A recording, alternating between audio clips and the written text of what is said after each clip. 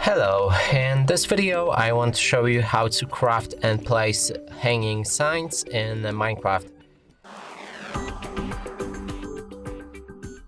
And to do this, first we'll need to get some chains and simply mine out and smelt some iron ingots.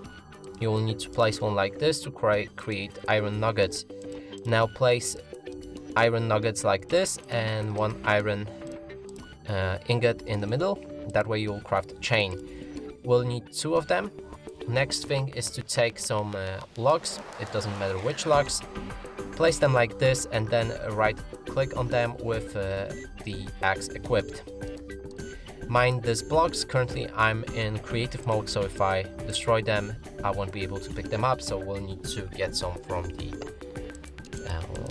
here.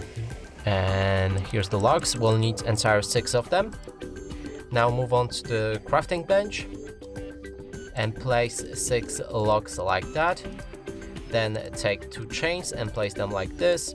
Here's a hanging sign, and now to place them there's a few different methods. So you can place one like this.